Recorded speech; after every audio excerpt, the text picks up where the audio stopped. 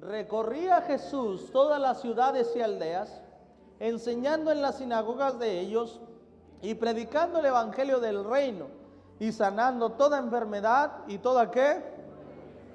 ¿Qué hacía Jesús? Predicaba, diga conmigo, predicaba, sanaba toda enfermedad y toda dolencia. Y al ver las multitudes, tuvo compasión de ellas, porque estaban desamparadas y dispersas como ovejas que no tienen ¿qué? Diga conmigo, que no tienen pastor. Verso número 37.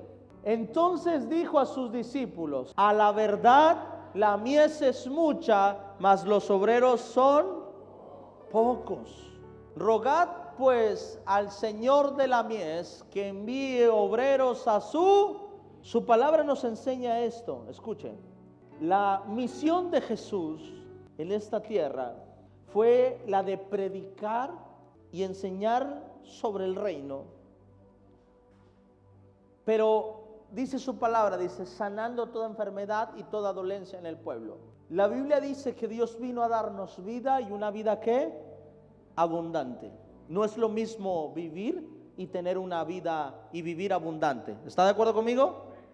Hay una diferencia entre vivir y vivir una vida abundante. Por eso hay personas que viven pero no quieren vivir, porque la abundancia te hace querer vivir la vida.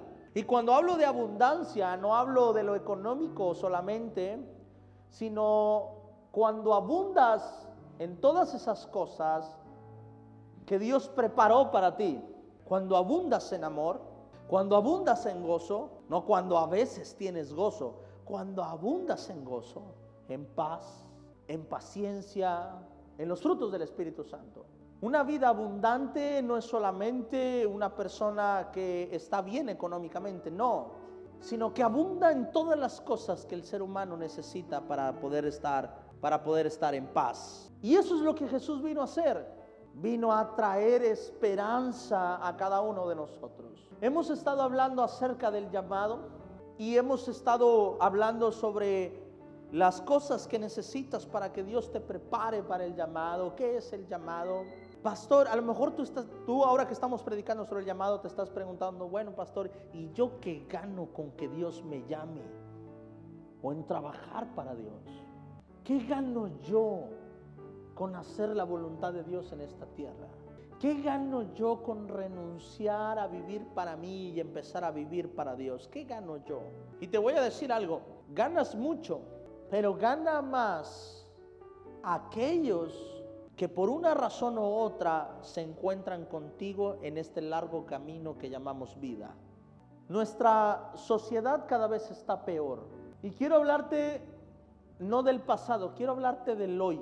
Y quiero hablarte del mañana. Quiero a lo mejor hacer una prédica un poquito más natural, o reflexionando más en lo que pasa, lo que nosotros ven. Pero este mundo cada vez está peor. Los valores están cambiando. La mentalidad de la gente está cambiando. Se dice, no, pastor, desde hace mucho. No, pero en este tiempo es un tiempo clave.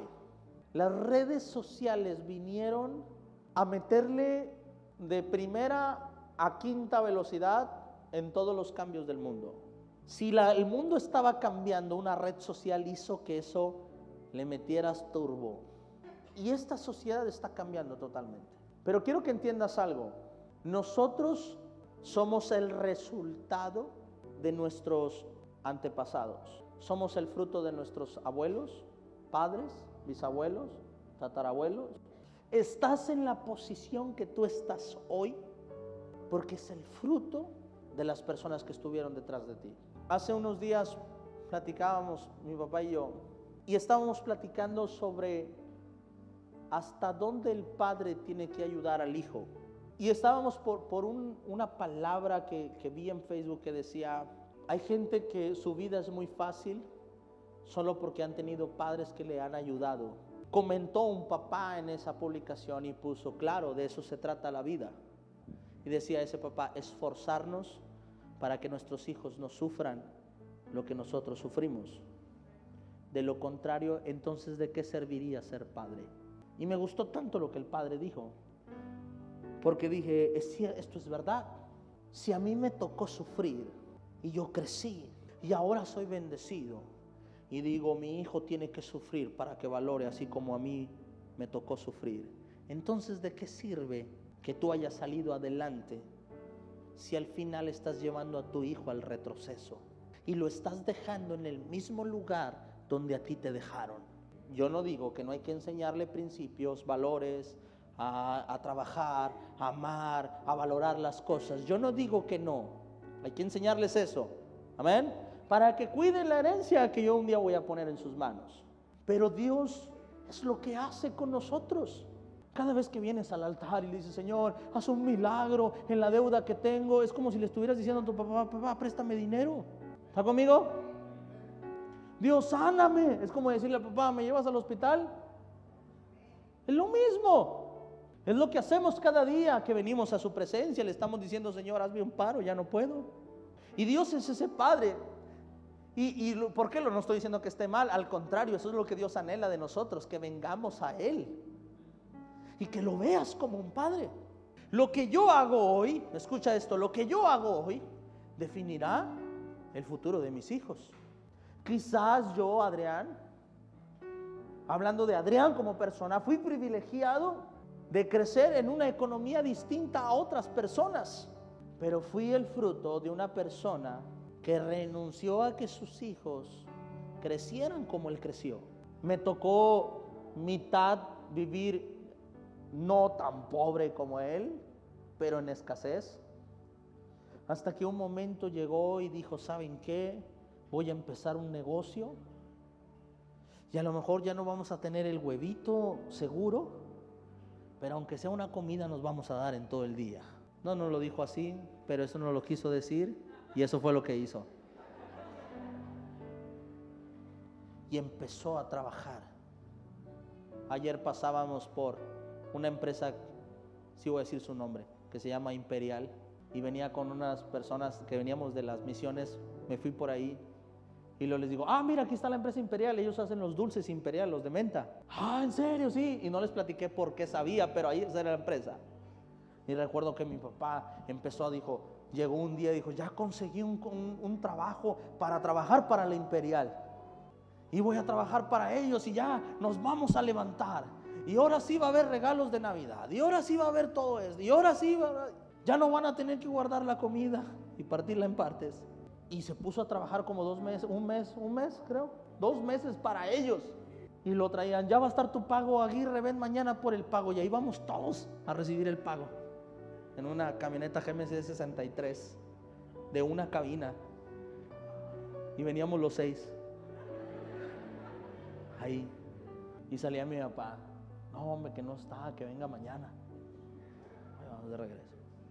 Y al día siguiente llegamos otra vez, ahora sí. ¿Y qué te vas a comprar tú? Para no hacerle el cuento tan largo, lo hicimos varias veces hasta que nunca le pagaron.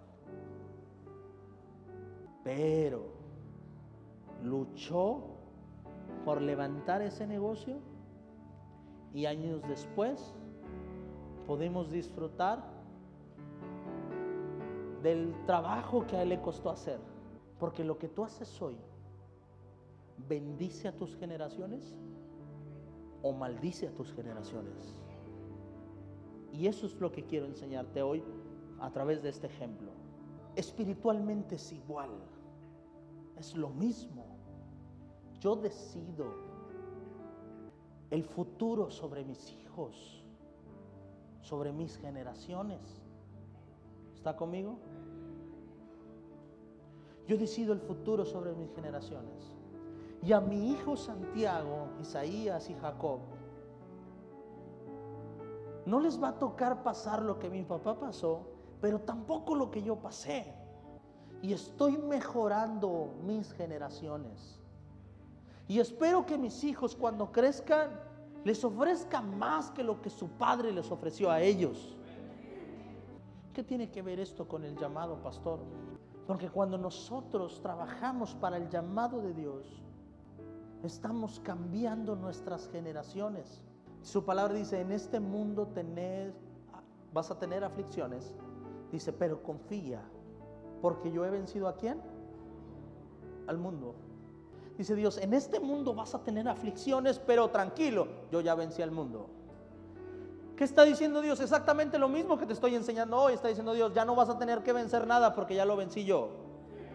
Ya no te va a tocar pelear por nada porque yo ya peleé por eso. Eres mi hijo y como mi hijo no vas a tener que pasar por lo que yo ya pasé. Eso es lo que Dios nos está enseñando. El problema es que si yo renuncio a ser su hijo, entonces me tocará pasar por donde Dios ya pasó. Si yo renuncio a ser hijo de mi padre, si a los 17, 18 años yo dije ya soy mayor de edad, ya voy a hacer lo que yo quiero y me voy de la casa, entonces me va a tocar pasar por lo que él pasó. Cuando me enseña a trabajar y empiezo a trabajar en el taller con él, estoy ahí, me empiezan a enseñar y todo. Y llega un momento en el que yo digo, yo quiero hacer lo mío, pensé. Y me fui a trabajar a una empresa. Y yo no sabía cómo era el ambiente en un taller fuera de nuestro taller. Hay gente que te quiere hacer daño, hay gente que tiene otros valores, otras culturas. Y cuando estás ahí con tu padre, no te tocará pasar por lo que él ya pasó. Eso es lo que a nosotros nos pasa cuando estamos caminando sin Dios. Dice Dios, hey, si estás conmigo, confía, yo ya vencí al mundo.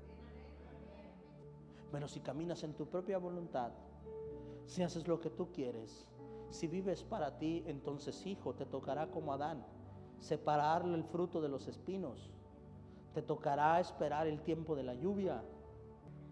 El sol sale para todos, pero el único que puede cuidar que no te quemes es Dios. Porque si mi padre ha vencido al mundo, ¿por qué tengo yo que pelear contra el mundo? Dios está diciendo, ¿por qué no trabajas para mí? ¿Por qué decides hacer tu propio negocio? ¿Por qué una vez que te di la vida decides vivir para ti nada más? Y quiero que escuches algo y que reflexiones en esto, pero recapacita en esto. Escucha tu oración. Y a veces nuestra oración nos da la mejor evidencia de la relación que tenemos con Dios. Pero escucha tu oración, todo se trata de ti. Señor, ayúdame, Señor, restáurame, multiplícame, sáname, libérame, ayúdame, cámbiame. En la mañana te levantas, Señor, hoy que tú estés conmigo el día de hoy. Todo se trata de ti, todo se trata de mí. Sí, Dios, hasta en la oración nos damos cuenta si estás viviendo para ti o estás viviendo para mí. La oración nos delata, nos dice para quién vivimos. Amén. Amén. La oración nos delata para quién vivimos. Amén. Señor, bendíceme económicamente. Señor, bendíceme para poder ir a tal viaje, para poderme comprar esto, para poderme comprar tal cosa. Todo se trata de ti. Señor, sáname para poder estar más tiempo en esta vida y disfrutar mi vida. Dice Dios, todo se trata de ti. Amén. Cuando empezamos a vivir para Dios, pastor, ¿de qué me sirve trabajar en el llamado? Te lo explico. Cuando trabajas en el llamado de Dios, trabajas con el seguro del cielo, con el afore del cielo, con el aguinaldo del cielo, con los gastos mayores del cielo, con la cobertura del cielo. Yo veo personas, a mí me gustaría trabajar en tal empresa, porque ahí las prestaciones están. Y es como, si entro a esta empresa, mi vida se soluciona. Te presento la empresa del cielo. Y es trabajar para Dios, vivir para Dios. Pastor, ¿eso es bíblico? Es bíblico. Cuando tú vas a la Biblia te vas a dar cuenta de las promesas que Dios hizo. Mi Dios pues suplirá mis necesidades. Y dice una cosa, conforme a sus... El hombre está buscando pan para saciarse, dice la palabra. Jesús es el pan de vida. ¿Sabes cuál es el problema? Que ponemos nuestra confianza en el mundo, que le ponemos un nombre a nuestro milagro. Estoy enfermo y le pongo un nombre a mi milagro, y mi milagro se llama Doctor Hospital. Porque yo he visto personas, tengo cáncer, híjole, es que tengo cáncer, pero no se preocupe, pastor, me están atendiendo en el doctor. Confía en el Dios que está ahí arriba. Si hay alguien por el que podamos trabajar, hay alguien en que podemos confiar nuestra vida, ese es Dios. El único que nos puede asegurar nuestra vida es Dios. Y el día que te mueras va a ser porque en ese día ya no había razón para vivir, pero no vas a dejar nada a medias. ¿Por qué trabajar para mi llamado? ¿O por qué trabajar para Dios, pastor? Porque Dios no solamente quiere bendecirte y cambiarte a ti, quiere cambiar tus generaciones. El llamado te bendice a ti, pero bendice más a todos aquellos que te vas a encontrar en la vida. Cuando hay principios, hay amor, hay paz. Más de Dios, menos del mundo, y vas a tener menos problemas. Si hay palabra de Dios, si hay valores de Dios, si hay principios de Dios, ¿sabes qué va a pasar? Tu familia va a caminar en estos principios. Y vas a ver cuándo tiene que callarse, cuándo tiene que hablar, cuándo tiene que dar, cuándo tiene que amar. Y cuando hay problemas, la sabiduría de Dios está ahí, porque está estos valores y estos principios. ¿Y eso qué hace? Mantiene unidad y mantiene paz. Yo no sé qué vaya a pasar después. Ojalá y no se aloquen. Ojalá y mis hermanos no se aloquen. Las cuñadas tampoco. Los cuñados tampoco. Y que podamos seguir estos principios para que nuestra generación pueda crecer sana y pueda haber amor y paz en la familia. ¿Qué le falta a tu familia? Y hace ese análisis. ¿Qué le falta a mi familia? Pastor, necesitamos más amor, necesitamos más paz. ¿Sabes? Eso solo va a venir cuando empieces a trabajar en su llamado. Porque para trabajar en su llamado, Dios tiene que calificarte, tiene que procesarte, tiene que trabajar contigo. Y cuando nos estamos preparando para el llamado, y cuando Dios te califica, empiezas a convertirte en una bendición donde estás, en una restauración donde estás. Terminas trayendo paz a la gente que está a tu alrededor. Van a venir tus hijos, te van a poner un problema y vas a saber qué consejo dar, y no vas a destruir la vida de tus hijos por no saber qué consejo dar. Te voy a decir algo que a lo mejor no te va a gustar, pero padres, muchas veces nosotros somos el culpable de la vida que nuestros hijos tienen, porque nosotros aconsejamos conforme a nuestra sabiduría, conforme a nuestro pensamiento, razonamiento. No nos llenamos de estos que aconsejamos lo que no teníamos que aconsejar. Pero si estamos llenos de Dios, vamos a la oración, y entonces Dios te va a hablar, te va a decir, dale este consejo a tu hijo. Quiero que entiendas el peso que tienes, pero tú estás definiendo el futuro de tus generaciones. Si tus hijos te ven claudicar en la fe, ¿qué crees que va a pasar? Tus hijos van a crecer sin fe. Te voy a decir algo con todo el corazón. Pero hay gente que dice, pastor, es que mis hijos no quieren saber de Dios. Es que te vieron dudar de Dios. Te vieron servir y no vivir lo que hacías. Puedes dudar, puedes sentirte triste, puedes sentir que claudicas. Eso puede pasar. Pero tienes que definir ya si crees o no crees en tu Dios. O te metes a lo hondo y dejas que te enseñe su poder, o no le enseñes a tu hijo que Dios falla. Queremos manipular la oración y queremos decir, hay veces, escucha esto, hay veces que nosotros nos equivocamos y hemos dicho, es que yo le he orado a Dios, pero Dios no ha hecho nada. Y no has orado, no oras. Tenemos una responsabilidad bien grande, tenemos hijos. No es que quiera que mis hijos crean lo que yo creo, es que quiero que mis hijos vivan lo que yo vivo, que es diferente. A lo mejor ni pastores van a ser. No quiero que vivan el sueño que yo vivo. Quiero que vivan o experimenten a Dios como yo lo experimento.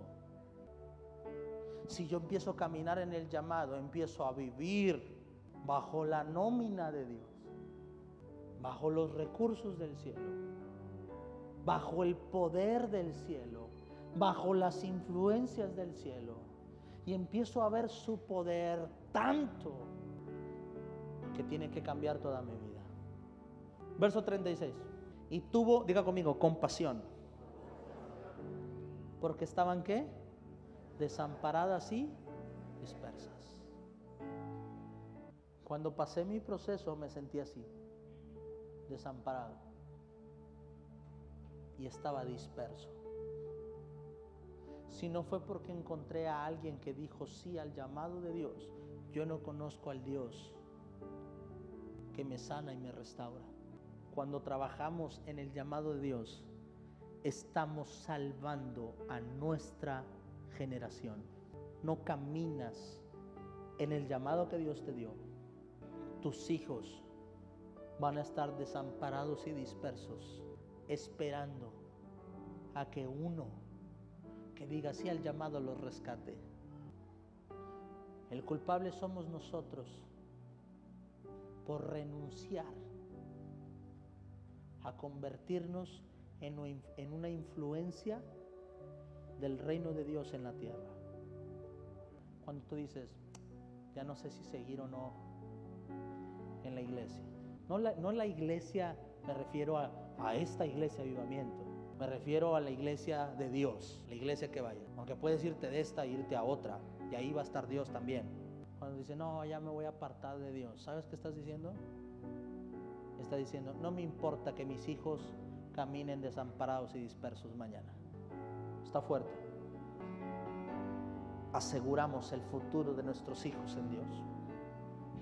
No solamente cuando le buscamos, no, cuando caminamos en el llamado. Porque caminar en el llamado es una experiencia constante todos los días.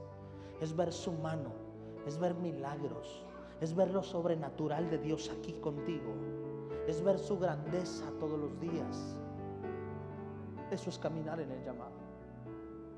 Quizás tienes hijos que dices, es imposible rescatar a mis hijos. Nada es imposible para Dios. Es imposible rescatar a mis padres. Nada es imposible para Dios. Soy ese hombre que un día dijeron, o que dicen hoy, nunca me imaginé ver a Adrián como cristiano y menos como pastor. Y conozco tantos que están aquí, que no me voy tan lejos, que están aquí, que dijeron, nunca me voy a parar en una iglesia, y aquí está sentado hoy. Lo imposible para el hombre, para Dios es posible. Entonces está sanada de cambiar tu generación. Te voy a decir algo, con esto termino. Cuando yo me entregué a Dios, yo pensé que Dios nada más me quería sanar a mí, y creí que Dios nada más me quería rescatar a mí, y creí que nada más se trataba de mí. Creí que era ese joven con leucemia que Dios escogió para que le conociera. Creí que se trataba de mí. Y cuando empecé a servir a Dios, ¿sabes qué empecé a ver? De repente empecé a ver que mi papá ya estaba aquí, que mi mamá ya estaba aquí, que mis hermanos ya estaban ahí, que mis tíos ya estaban ahí, que primos ya estaban ahí, que sobrinos ya estaban ahí. Y empecé a ver y me di cuenta de una cosa: Dios no solo me quería rescatar a mí, quería rescatar a todos aquellos que hoy están frente a un altar adorando y exaltando a su Dios. Amén. Amén. No solo me quería rescatar a mí, quería rescatarlos a todos ellos. Pero si yo digo no, quizá muero de cáncer y vivirían una vida, o hubieran tenido que esperar a que otro dijera sí. Dios no solamente está pensando en ti para que estés sentado aquí, está pensando en todos aquellos que necesitan un toque de Dios. Está pensando en todos aquellos que están alrededor tuyo, que también necesitan encontrarse con Dios y cambiar su vida. Lo peor que a un cristiano le puede pasar es pensar que Dios solamente lo quería rescatar a él.